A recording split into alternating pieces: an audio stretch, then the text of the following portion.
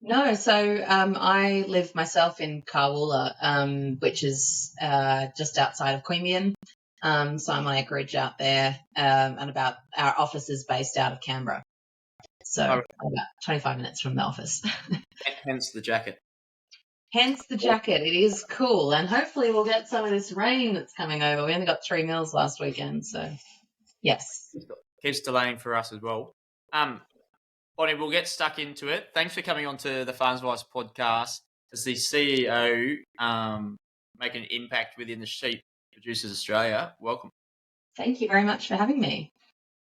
Before we get stuck into it, tell us a bit about your background and how you landed into this job, because you're quite young. There was an article in there, young and impactful female having impact within the sheep industry. Tell us all about that and how you got into it. Yeah, it's probably quite a non-traditional pathway into the job and into the organisation as well. In Canberra, there are certainly organisations like ours in other parts of the country as well, but Canberra is very much a centre for agro-political organisations.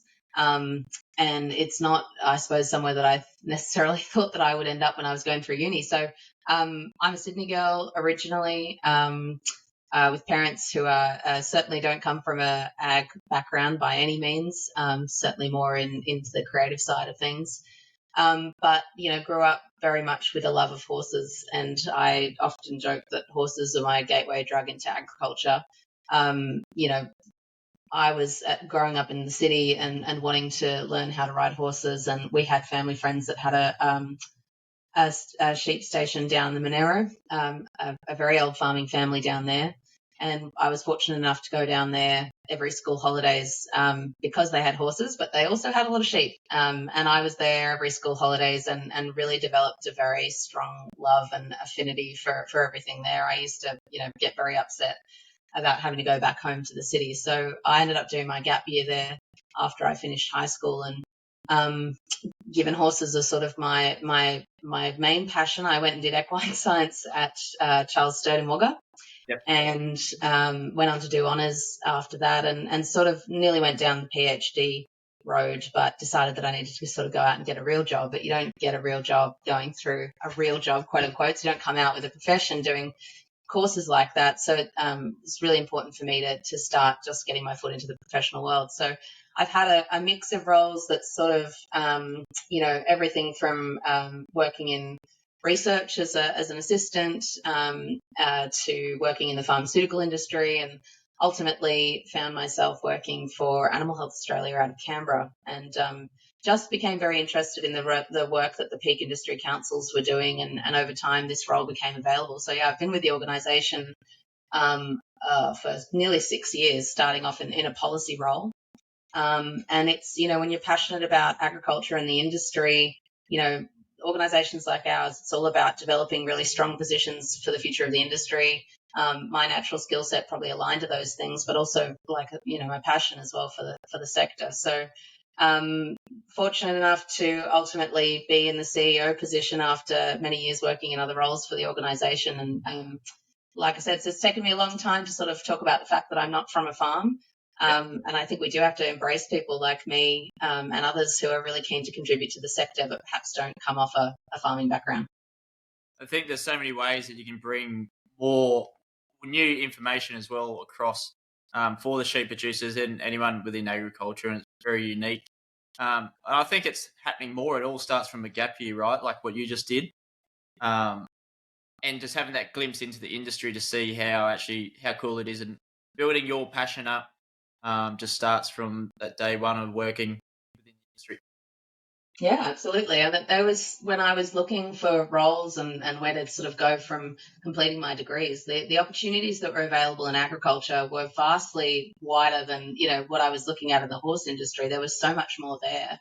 And I ended up doing a degree by distance with UNE and in grad cert in agriculture, and looking at consulting. I was really keen to sort of get into that space, just helping the industry. What could I do to support it? And I think people just probably from a city background, a lot of people just are not aware of the opportunities that exist. It's not a traditional pathway.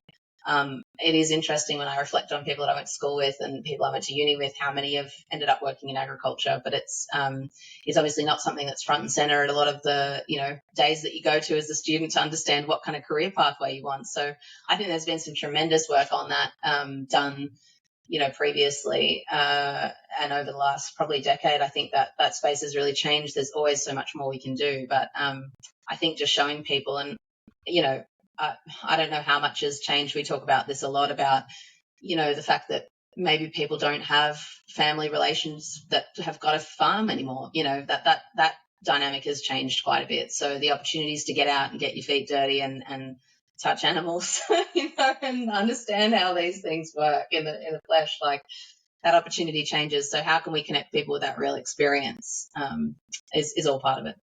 The ongoing conversation. Well, let's talk about something that I'm super passionate about in my background, growing up within the sheep industry. Sheep Producers Australia, what are you and like how do you operate for producers, and also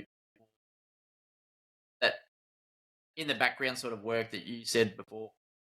Yeah, well, that's I think us, similar to a lot of other peak representative bodies, which is what we are. We're the peak industry organisation for the sheep meat industry, and that's a role.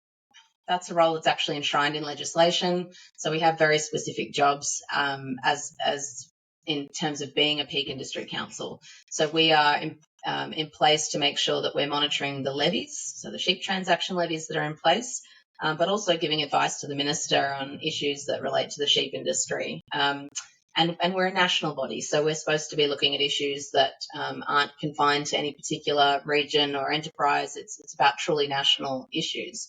But a lot of people don't know who we are and what we do, which was interesting to me coming into the organisation. And Sheep Meat Council of Australia was the entity that was before us. They were around since the 70s. So if you think about the lamb industry in particular in Australia, huge success story that very much developed off the back of the wool industry, of course. And there was a lot of dedicated effort by organisations at the time, including Sheep Meat Council, MLA's predecessor, the government, to really develop and cultivate export markets. And a lot of that work happened in the 90s and the early 2000s. So organisations like us exist to represent the interests of sheep producers really at that national federal level. We work across issues that span everywhere from market access to biosecurity to animal health, to a whole raft of things, probably too many things. But issues that are impacting everybody's day-to-day operations. I think the challenge is that national advocacy seems to be probably at arm's length from a lot of people, a lot of producers and the work that they do. But the way that I look at it is, if we're doing our jobs right, perhaps you don't know too much about what we're doing. So we're all about mitigating risks to the industry and really creating opportunities. So we work a lot with MLA, really closely with MLA. And other service delivery bodies to really advocate for issues that are important. So we've been very active in the last little while, particularly around issues like live export, things like the biosecurity protection levy, things like carbon and climate. So again, they're issues that might be indirectly linked to farmers, but are still very important. And there's my dog going in the background. We'll replace it with a lamb mapping after. But my genuine curiosity was probably the same thing as a lot of other sheep producers, not really knowing what you guys do. Like, representing the whole industry is not the easiest thing. There's a lot of breeds in there. You've got commercial, you've got stud, you've got industry products, services, all running not over the top of each other, but crossing over. And it's quite good to actually hear what's going on. And like you said, with MLA, you're working with reducing the impact of some things that you may not even see, and you think that something's not happening, but it's because you sort of mitigated that issue that was coming up for sheep producers, and it's just something that underlying thing that I don't see as a sheep producer, but and you also don't probably have the time or the right sort of platform to put it out on. You can't just put that out on socials. Look, we stopped this or whatever. For the improvement of the sheep industry, it's quite difficult, isn't it? Yeah, it's a really challenging space. And so if we think there's, in this country, if we think there's about 20,000 to 30,000 sheep producers, we don't have that list of people to contact, which is always something that I've struggled with, being in a peak industry council. So we have representative structures, and for most peak organisations, a lot of that structure relates back to state farming organisations, who are our members, and the information that we get fed up from the grassroots comes very much through the state farming organisation structure. We have a national policy council of producers. We have a board of directors, which includes producers on there. There's producers at the heart of everything that we do. But yeah, over time, there's the challenge to reach out to each individual producer is a perennial one, and one that we want to look to address all the time, because again, so much good work is done on behalf of everyone. And it's really important that we capture the views of as many people as we can. So we do that the best that we can through our structure and the way that we communicate. But yeah, it's not easy. And taking positions, national positions, is very challenging. Everybody usually brings pretty different contrasting views to the table. And obviously the demographics of sheep production in Australia is very varied, exactly as you're saying, depending on where you're farming, what your background is, what you're interested in, what enterprises you're running. So trying to get that national agreement's always been the challenge. But all of us as red meat bodies, there is a lot of collaboration that happens as well across the sector. Ever since the 90s, we've had a whole of industry strategic plan that's very deliberately pushed us in a direction which is around this premiumisation of lamb product. And really growing our markets, making sure that the health and welfare of our sheep is at the highest levels. All of these things have been very deliberate, and that also informs where MLA makes its investments as well. But it is an ongoing issue that we face in terms of trying to engage with as many producers as we can. Definitely. I was trying to come up with a title before for what this episode would be called. You can have some input here, but it's just like getting the sheep industry booming again. Um, that type of like creating hype around it, but sustaining that as well on the consumer end, the market end, like international, and also the domestic end. What are the lowest hanging fruits? Like, what are you sort of working with currently to improve the industry, or like what's needing that attention? Yeah, well, I think it's an excellent question, and one that we've been discussing internally. So, like, in terms of enabling factors, doing a lot of work on the trade market access front, and that's not just us that does that. There's obviously MLA, other organisations that we work with in the government, securing things like the interim arrangements with India, hopefully that we can develop into a free trade agreement, lifting of those tariffs into that market, getting the UK FTA agreement over the line. We've got some trade market access to work to do in the Middle East, but there was quite a significant outcome there in terms of increasing the shelf life to products to the Middle East. So there's enabling things like that. There's other systems work that we've done, an EID implementation, national implementation, which I know is a very contentious one. Again, that's a choice that's been made, or a decision that's been made to go down that road, is for the interest of the industry. It's to make sure that we're protecting our trade and market access, that we're able to trace sheep as quickly as possible should we have a biosecurity or a food safety incursion. So there's systems, things like that. From my point of view, one thing that we've been discussing for a little while in a project that we're going to embark on is the development of a growth strategy for the industry. And I think it's been a really interesting time that we're going through at the moment, and obviously ups and downs of the market. We've got the situation in Western Australia. And I feel like the industry is a little bit rudderless at the moment in terms of an overarching strategy. What does the flock of 2030 look like? What does the flock of 2050 look like? And how do we get there? My job as the CEO is not necessarily to come up with what the answer is there. My job is to get the right people around the table and in industry, the leaders of industry, and people who are passionate about the future of this industry, to help design a plan. And I think that's the timing's right to do that now. I've been talking to quite a few producers about this concept for a little while. We don't have a strategic plan at the moment for the industry, and we really need to do that to make sure that we're driving the change on ground to see, to get the changes that we want to see nationally. So That's currently in the works at the moment, and that's something that I'm very excited about to kick off, and hoping that it will be something that we can get some traction with. Yep. When you look at strategic plans, what's the time frame that you look for them? Like, is that a 4-year growth plan, or is it 20 years? You're going. Depends on the plan. So the red meat industry has a strategic plan called Red Meat 2030, and it's a 10-year plan. Some of these things, when you think about, and just to use another example in the trade space in terms of non-tariff barriers, negotiating outcomes that can alleviate those sorts of things take a really long time. Structural change, and that change, the rate of change within industry takes a long time. We've previously operated under 5-year strategic plans. So I think it just depends about what your vision is, how ballsy you want to be in terms of what that looks like, and your resources to be able to get there.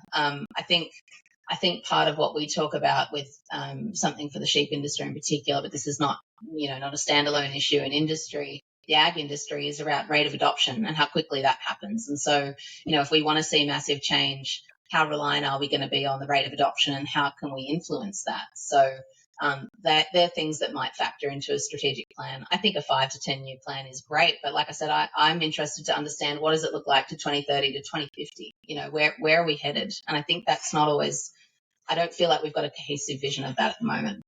Just sort of starting out with that trajectory, and launching or having a foundations anyway for that. I think that's pretty cool. Within like sheep industry, like, because there is so many breeds, we all sort of compete against each other. But in the end, with the consumer side not really set up with knowing what breed or cut that came from and stuff like that, how can we sort of work together better as an industry and not be so like, we run white door per stud commercials and everything. We want them to be the front runners. But then you've got beautiful other sheep across the road, across the nation. How can we sort of work together as producers to get the most for the industry? And I suppose it's a cool role that you have, because you're allowed to do that. Not as the individual farmers. We want us to be performing too, but how do you do that as an industry?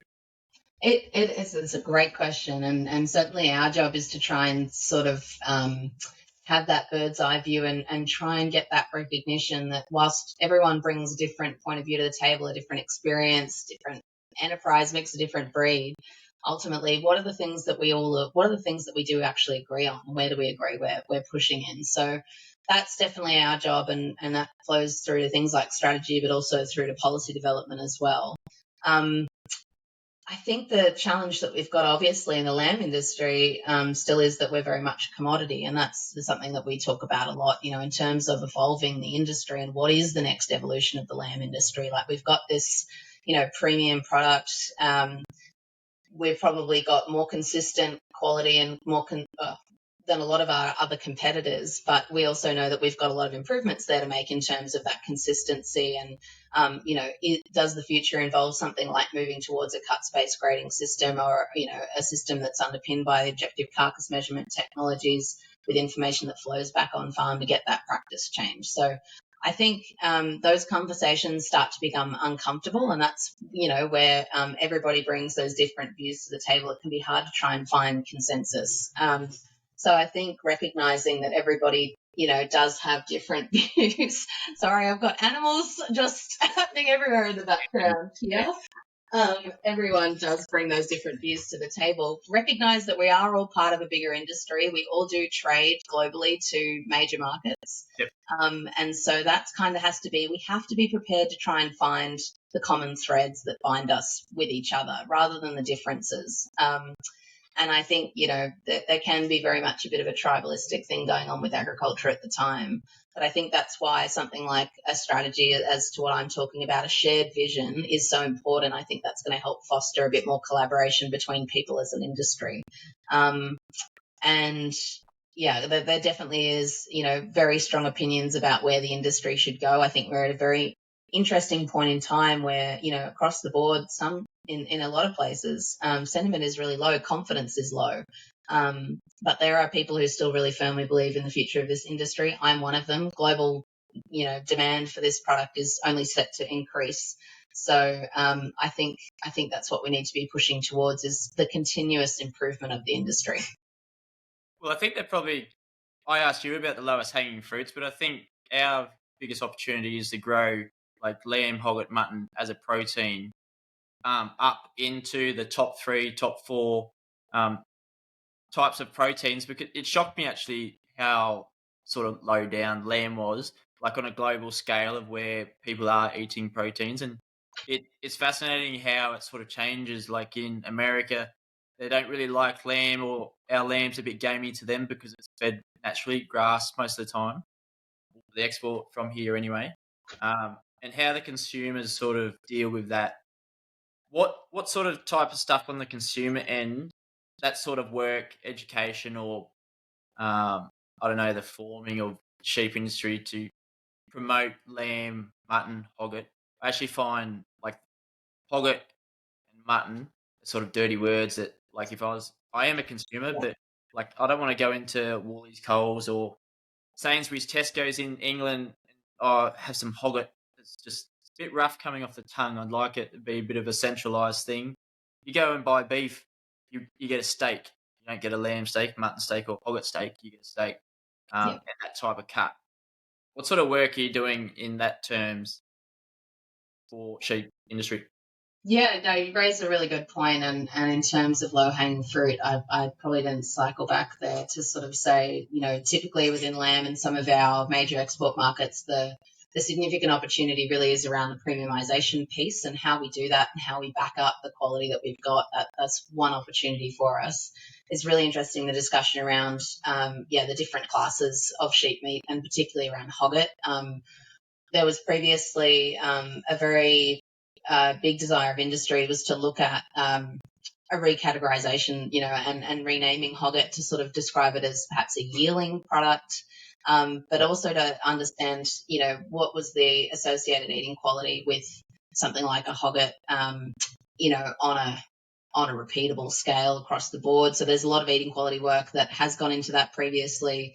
But I think we're sort of MLA's got a project to pick that thread up again and have a little bit of a closer look at it, because the other low-hanging fruit is always around the use of secondary cuts, and trying to extract more value out of those secondary cuts. So obviously, a key piece of feedback from consumers domestically in particular is around the price of our product, and it is something that obviously with high livestock prices for a really long time we've seen pretty expensive lamb in the supermarkets.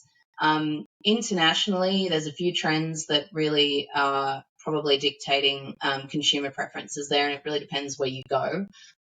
Some are looking for more evidence and credibility of how we raise our product. And that's certainly been discussed many times over the years around how you can facilitate that information to a consumer. Others are looking simply for repeatable quality, and so that, every time they go to the supermarket, and that's really similar the case here in Australia as well, that they are buying a product that's the same spec and the same eating quality. And that's really also important for restaurants as well. They want to be able to know that they can serve up that same thing every time. And that really links back to what we're doing here on farm. And the information that producers need to be able to do that, to turn that sort of consistent product off. There is certainly, again, it depends where you go. Hogget is actually on menus in the UK. It's probably more familiar to have that product on menus than it is here, for sure. I think slow roasting lamb, as yummy as it is almost a bit of a sin. And we should be looking to slow roast those other sort of slightly older products. But I think I'm trying to think of the United States again. Think about the lamb production that goes on there. Primarily comes off a lamb feedlot, so different flavour profile. Perhaps they pick up a little bit more on what sometimes they describe as a gamey kind of flavour. And if you've had lamb in the US, very different product to what we consume. They trim a lot of fat off that carcass because it is killed at a much higher spec. So in other countries, it's part of traditional cultural dishes. So certainly for our Middle Eastern customers, for them, what is paramount is food safety and having that traceability of product, where we can verify how safe that product is to eat. So there's a few different things there depending on where you go to the market, and I think that's kind of the point, is that how can we cater to all these different emerging preferences, and then what does that mean for the producer at the farm level as well. Yeah, I always find that super interesting. And like, if I'm sitting behind a mob of sheep, I just drum up some weird things, or just think about some different things anyway, like the language of how we use. I think using Hogget and Mutton and everything as an industry is perfect, but maybe the labeling on the consumer end, just to keep them more in touch of how it is, and also education and how to use that product, maybe keeping up with That's it. right. MLA does a spectacular job of that domestically, I think. And, if you think about what does when sheep producers are paying their levies, a certain part of that goes to marketing. And that's very much Meat and Livestock Australia's role. We work with them in the background on a lot of systems that underpin those activities and sort of where those marketing efforts go. And the Hogget one is a recent example. So I think, again, with the sort of the market conditions that we saw last year, I did definitely field a lot of phone calls from producers wanting to know why weren't we selling Hogget and mutton domestically, and what could we do as an additional revenue stream for producers there on that product where it's getting discounted. And, again, previously, do local consumers want to have, do they want to eat a Hogget product? Do they want to have a mutton product? We sell over 90% of mutton internationally, where that meat is consumed very much, whether for cultural reasons or for other food production. So that is all getting looked at the moment, and I think that's what we need to be continuously doing is understanding what consumers need and wants. But a lot of that there is price sensitivity with lamb. So the more we move into a premiumization space, and again, we're just selling lamb as a commodity, is it the evolution of brands? And there's certainly been some very successful brands launching in the US in particular in the last little while. It's going to be really interesting to see what traction they sort of get within the restaurants and the consumers over there, and whether that's something that resonates. Increased marbling is something else that's being looked at, and certainly has been launched by a few brands recently as well. It's definitely an exciting space and something sort of fun to play with from the consumer side of it anyway. Probably one topic we should cover off with sheep producers over in WA with the live export. What's your stance, or like where's the direction sort of going with this? Yeah, very, very challenging conditions in Western Australia. So, I think the thing that comes to mind immediately is that, there has been some very difficult depressed market conditions over in Western Australia for really the last 18 months or longer, and certainly off the back of, a flock that was rebuilt off some very good conditions, as we saw nationally as well. But with market conditions over there, people have had a lot of difficulty turning off their stock. Right now, we've got a few things that have been put in place around the dry season. So there's been a dry season task force established, which we're a member on that task force, and we're supporting the industry over there and the government at the moment to try and get help to producers that need it. But I'd say dry conditions have largely, for a lot of people, exacerbated the market conditions that already existed there. So with the announcement of the phase out of live sheep exports by sea, very strong response from everyone in the agriculture and the farming sector around that. When we work with government, what's important to us is that decisions are made that are based on science and evidence, that they're transparent. The announcement of this policy didn't make sense to a lot of people across the whole ag sector. Live export plays a critical role in Western Australia to underpinning prices. It's a huge, very important source of competitive tension in the market. And that's not just for people that sell into the live export trade, that's for the whole sheep industry in Western Australia. And I think a huge sense of frustration coming from the industry around the fact that this proposed phase out is not just about taking out a supply chain. It has long-reaching and complicated consequences across the ag sector in Western Australia in particular, but also for the national sheep industry. And one thing that we foreshadowed at the start of last year around all of this was, impacts as to the critical mass in Western Australia and the flock, and what that would mean for the whole national industry. And people's confidence, everyone's talking about they haven't seen confidence so low in Western Australia almost ever. And that has been something that's been very difficult to communicate to government stakeholders. And that's very much our job. So we obviously we engage very much with federal politicians. We're up on the Hill. We're talking about issues that affect sheep producers. And this is one thing that's been very hard to demonstrate, is that people now this year are making decisions to get out of sheep. They're not joining. And DPED actually came out with some modelling just recently, the Western Australian government, on what that would mean for the national flock. And that has, again, a series of flow-on major consequences. So Sheep Producers Australia does not support the policy to phase out live sheep exports, and I don't think anyone in industry is of the opinion that this can be done in a way that would not create harm to regional Australia, to our industry. And there's a lot of questions that are still yet to be answered. I think the process as well, and to undertake the consultation around that policy decision also really damaged people's confidence and trust in the government. It was a very rushed process. We're yet to see the independent panel report, which they're mentioning it might be released in the coming weeks. Yet to get any communication about the next steps on that. So it is really concerning to a lot of people. We just did a survey in Western Australia, and we're going through the results at the moment, but most of the feedback on that is really around, we need markets for our sheep. And that's something that we try to continue to communicate through all levels of government. But on that, because the sheep industry, I believe, is just so time sensitive, because your lambs are cutting teeth, so you're downing your price as a hogget, then hogget to mutton and everything. And we need that renewal of life. Lambs coming through. Also, the conditions in WA playing a huge part. Buying in water. See a lot of Twitter. The WA farmers, it looks pretty grim on there. But the combination of everything sort of coming through, that market access, I see the other side of it, of in the Middle East, they don't always have cold storage. So LiveX is the best combination for everyone. They can get their sheep there. And do you know Miss Ray? I can't remember. She's big on live export. She goes over on the boats and whatnot and demonstrates the welfare of the sheep. And the sheep are better fed than I am currently. And putting weight on the other end of, I think, what's it, 3 weeks, 6 weeks or something to get there. Yeah. But yeah, the benefits for the other receiving countries as well. I know this podcast only goes out to mostly farmers in the industry, but it's important to know that both sides, they're buying it live because that's how they have done, and they're not set up. They don't have the refrigeration and everything like we do. Fortunately and gratefully that we do. If we could cut up and process it as the industry, we want to, wouldn't we? We just can't.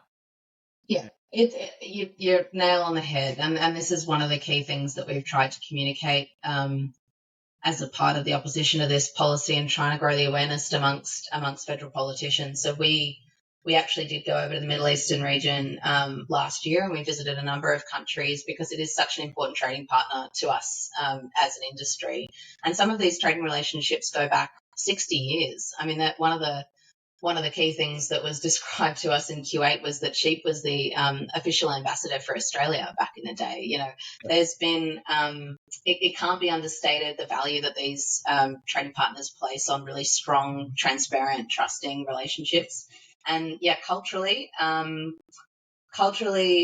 it's obviously the way it was described to us over there, as well as, the way that they process their product, the way they like to choose. It's almost like the earliest form of food safety that exists. It's a hot climate. We've got a highly temperature sensitive product, and this is not going to be a like for like replacement in the market. The way that people consume their sheep meat over there, and it's very different to Australia. They go to their markets, their livestock markets, which has an abattoir attached to it. You select your sheep, and the sheep are penned based on which country they come from. So country of origin labeling is really, really strong over there. And that's from live sheep in the pens to everywhere to the meat in the cases as well. Everything has a flag attached to it and a country of origin. It's all over the supermarkets as well, because that denotes quality. It tells the consumer something immediately. So people go and select their sheep and they watch it be processed from start to finish, and they take their product home at the end. So fresh to them is freshly processed. Chilled meat obviously has, that category has expanded significantly, and particularly somewhere like the UAE. where we've got a lot of restaurant trade. We've got a very westernized focused consumer culture there as well.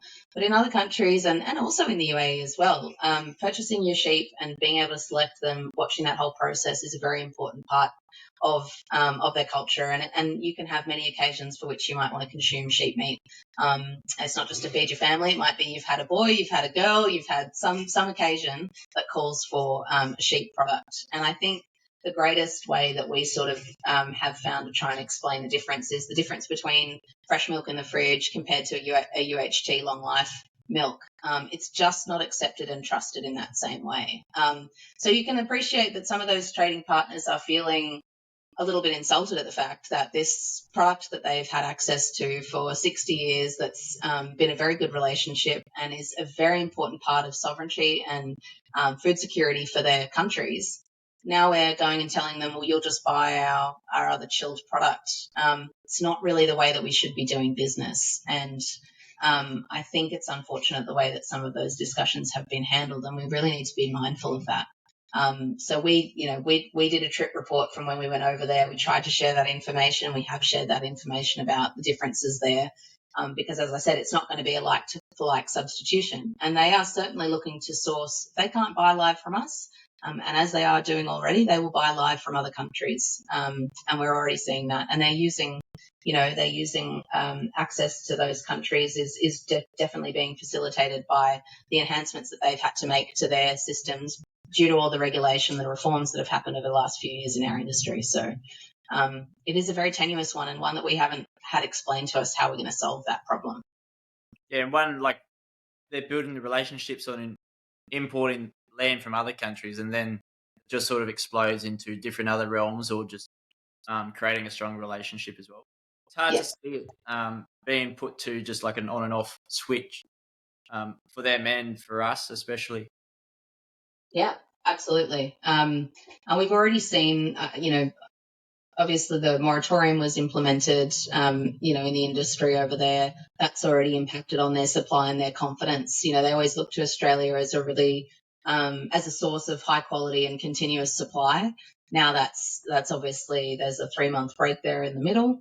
And again, these guys are trying to feed their citizens. It's a sovereign issue. You think about countries like Kingdom of Saudi Arabia, you think about countries like Jordan, they are very reliant on food that comes in and that's affordable for people to purchase as well. So some of those things seem to have been lost in translation. And it's not, whilst I think there is a generation of people and consumers in those countries that are coming through that might be more open to purchasing meat that's chilled and processed in another country, that change is not going to be happening anytime soon, and it's certainly not going to be happening on the scale by which that demand is currently met by the live trade.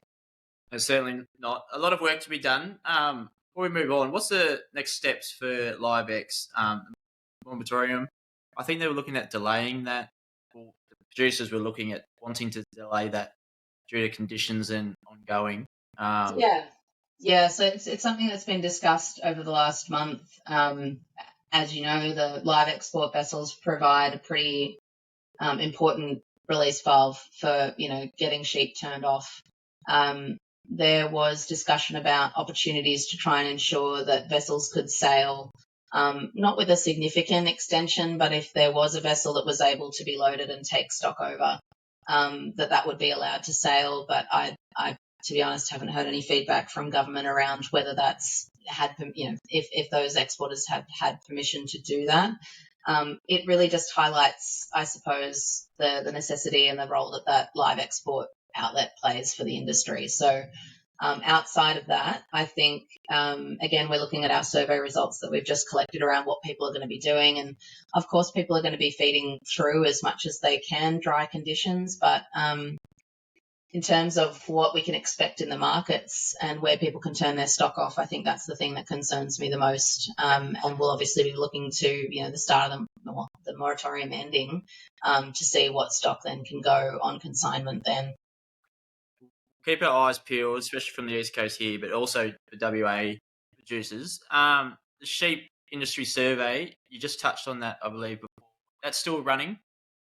We've just actually closed it off on Wednesday, yeah. So we originally had quite we released it on the Friday and it closed on on the 1st of May was the original close date, but we extended it because we had quite a big response from producers about wanting more time to fill it in. And I've never seen a more incredible response to a survey, to be honest. In ag, it's, when we go back to your very first question, it can be sometimes difficult to get people to complete that information. And I know when times are tough and people are busy and they're running, they're trying to feed stock and they're carting water, like it's the last thing on people's mind. But that information on that survey has gone directly to the government and to task force to inform what needs to happen on the ground. So we closed the survey off. We've had around 650 responses. So that has been incredible, and it's given us a really important insight into what people need and where the greatest area of need is as well, and also what's really at the forefront of people's minds at the moment. So we're just collating that data, and we'll be looking to report back to the task force with the final result. My plan is to do that next week, but they've already been given a preliminary presentation based on the first tranche of data that we had. Well, if it's something in the realm of reporting the figures or the survey results, and we can turn it into a 10-minute episode, let me know after. Yep. That's a good one. The other exciting thing of the industry, I believe, is value adding, getting the premiums or looking for different cuts. Innovation within our own products. Our product is the meat. It's not always easy to innovate that. But what's happening within this realm, because I'm actually working on my own sort of value add for our sheep business as well. But like, what are you doing as an industry body? So certainly I think most of our work around that's been in recent times focused around the development of technologies at the processor level to really, the objective carcass measurement technology. So this is, again, this kind of pathway to perhaps what a cut-space grading system is. So we have a lot of input into the MSA program and what needs to happen as the next program develops as a part of that. Sorry, my cat is just so desperate to get on this podcast, so I apologize. And I think, in the space that we work in, one of the things consistently that we've heard back is how producers can get better information to make their changes on farm so that they can look at adding more value into what they produce. So there's a few different things that we chase down there. And like I said, a lot of that has been that work around evolving the MSA model to a different cut by cook model, and that's underpinned by objective carcass measurement technologies. So there's that topic in itself seems to be like widely diverse and varied, I suppose, in terms of what that future could look like for producers if you're getting paid for the quality of the products that you develop. Inherently, that implies that there potentially is going to be winners and losers out of that scenario. But I'm interested in your thoughts about what you think is the most important opportunity for the industry that we should be looking at. I just really think like the rounded cuts. If you look at, like, as I said before, beef, like I really think lamb, like bones in lamb, deter people within the pub sort of scenario as well. Like on the domestic market, you go out and like if you get chops, you have to deal with chops. People that love them. They want to chew them and everything to death. But for those that just want a piece of meat down on their plate, looking quite nice. And I think like lamb steaks, you can get them to a quite nice size. Trim the fat off them, and they look really nice. Something that annoys me is crumb cutlets. Why do they have to crumb them at the pub all the time? And obviously making use of the probably lower grade cutlets. Don't tell the consumers that. But like I would love just some normal chops at the pub as well, not with the batter on there as well. Like lamb bacon to improving lamb mince, getting lamb sausages to a higher rate, and like just selling them. I believe like a lot of the butchers, these things aren't actually on offer. If you start putting it out there, people are going to start to see it and do it. Obviously, from the butcher's end, they're going to want to sell it and not reduce the waste within what they do. But making lamb mince sausages is reducing the waste essentially. I think they're quite easy steps to do. It's not changing the industry. I think it's just getting that product in front of people, different varieties, like lamb stir fries to lamb tacos. This should be a cross collaboration as well, from the work that MLA does to what down to producer level of what we're trying to educate ourselves on as well. I think what we can do as an industry together, like it's all growth sort of things I'm looking towards of what it can actually be the outcome. Yeah. And I think understanding what the customer needs and wants is critical to that. And, we always say, know your customer at your peril, right? So, for many producers, your direct customer is your processor. Yeah. So having relationships with them to understand what sort of product they're sourcing and needing is critical, but then also being cognizant of what are the trends coming through at the retail level and the consumer level. So a lot of what we see is people. Lamb is expensive, and it still has this perception that it's difficult to cook, which is always interesting to me. I've never found it difficult to cook with, but when we think about consumers trying products for the first time, there certainly has been a major trend towards convenience. So as you're talking about products that are smaller, quicker to cook, minced products that can be integrated into a family diet really quickly and easily and substituted for other beef or chicken products is critical. And for me, I'm pleased to see that there's sort of over the years there's been work go on to sort of even getting like bringing the awareness of lamb at something like a Domino's level. Like that's an exciting thing that MLA managed to do recently. It's just about getting as much lamb on as many plates as possible. I think that's our challenge. So, single cuts and things like that are easily consumed by not just families, but individuals, busy business professionals. And for me also, it's this consistency of product. So people are going to pay money for our product. They want to make sure that if they go back to buy it every time, there's got to be a consistency piece there, because otherwise they will struggle to see the value. And I think a lot of consumers have been in that situation where perhaps they've gone to the supermarket, they've bought a great set of cutlets one week and they've gone back and another week it's not been so good. So those sorts of things we need to continue to work on as an industry as well. But there is a lot of that exciting work going on at MLA, but that's also what we want to sort of understand as a part of this growth trajectory and opportunities there for the industry. I think it's important for producers. When that pizza came out with Domino's, I think I was probably the second person to go get one. Try. I think that's a really good concept because they've got 3,500 stores and across Asia. I don't know if you know, but did it go to the Asian stores as well, or is it just Aussie based? I would have to check on that, but I think it was just Australia based. But it's certainly a very interesting pilot approach for other countries, I think. Yeah, definitely. And all these ideas will have to be pilot approaches. Just because it's Friday, taking up your time and my time, Dubbo show's on, missing out on the Lamb Comp. What sort of work do you do with processors? Because I sort of see it as that can be the bottleneck to our supply and demand for the markets as well, and also for the innovation of what they're doing. Maybe they've set up their own brands and they're not selling under others or something like that. That's fantastic as well. But what sort of work are you doing with them? So our work currently with the processing sector is again probably in that some people might call it boring. It is quite interesting, exciting, but it is more around the frameworks and the systems that enable people to sell their meat and develop brands. So there's a lot of different spaces that we play in around that. So if we take the recent situation, obviously the downturn in the market conditions last year and needing to get more sheep processed. I mean, I think that was a strong result really from the processing sector, albeit we know how supply and demand works and what happens with prices. And there's certainly frustration from our sector around that. The reality is the processing ability there that was undertaken was pretty rapid and pretty good under the conditions. But we work with the peak representative organisation for the processors on a lot of things around, like I said, market access, things that enable products to be sold, food safety, that sort of thing. So in terms of individual brand development and things like that, we certainly consult with them where they need our input. But they've got really strong relationships with producers on the ground themselves. So I think there's a role to play. We play a role when our producers ask us to play a role, I guess, in that space. Very good. Is there anything we've left out for today? Oh, LambEx event coming up. This is some good hype as we record this during Beef Week.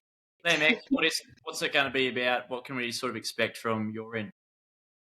Well, I think we're certainly excited to see it back on the calendar again. It's a pretty long hiatus without the industry event being run. And so, from our perspective, ultimately we want to see it be one of the more important, or the most important, I should say, industry events on the calendar. The program's just been released recently, and tickets are on sale. So it's 7th, 9th of August. I think it's interesting when we've talked about previous LambExes and the situation that the industry is in the moment. A few people have said, oh, we've always had LambEx when there's been a challenging time in the market.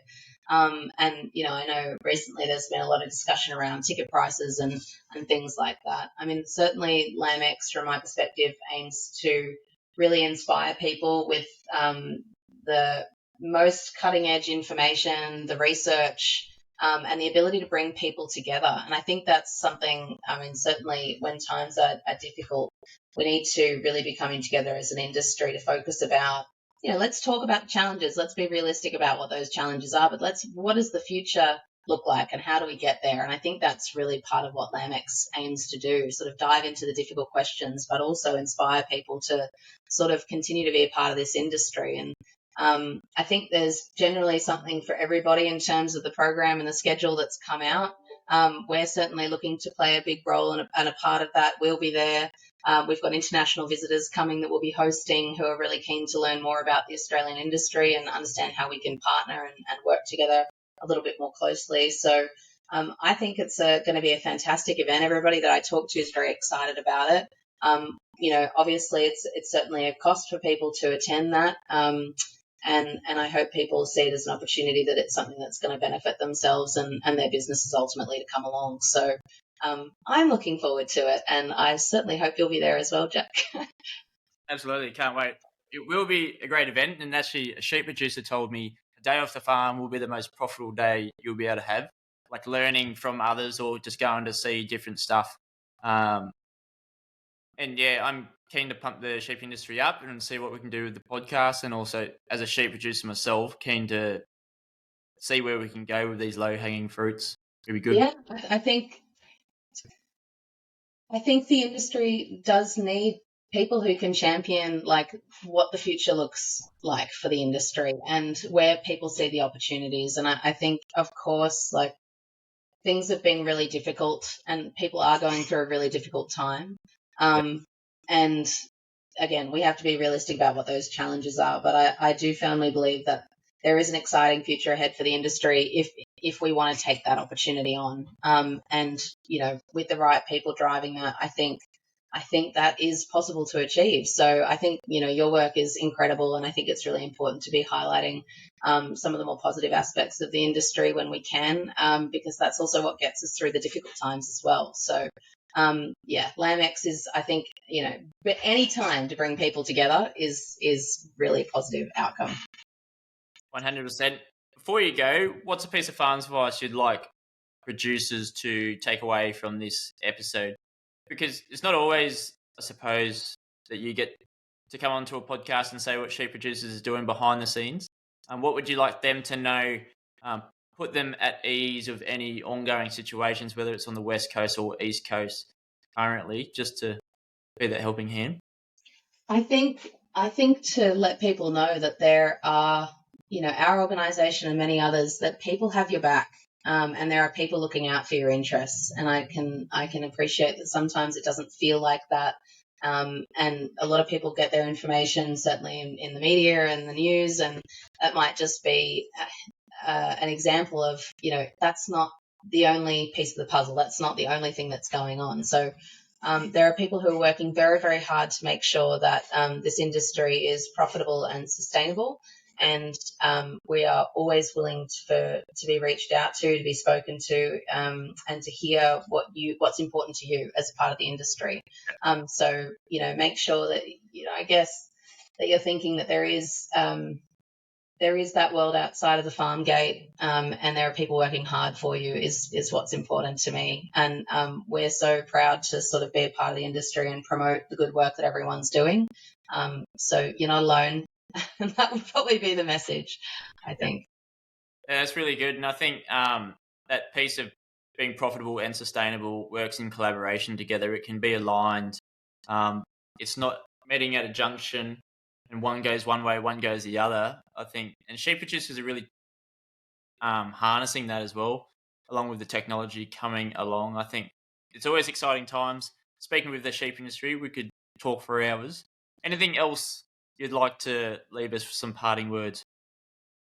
I think we've talked about so much, to be honest. I can appreciate we're really scratching the surface on quite a few topics there. There's a lot of work that we do, and if anyone's interested ever in having a yarn with me, I really encourage people just to reach out. I'm really always happy to chat with folks. So I think, like I said, there's a lot of hard work going on from our perspective. We're always keen on getting your views and your input, and this is your industry. So make sure that if you want to have your say, that you are connecting with us and making your voice heard. So that's probably the best thing. Like I said, we could probably talk for another 5 hours on everything that we're working on, and still only get halfway there. But thank you very much for having me. It's been great to talk about a little bit about what we do.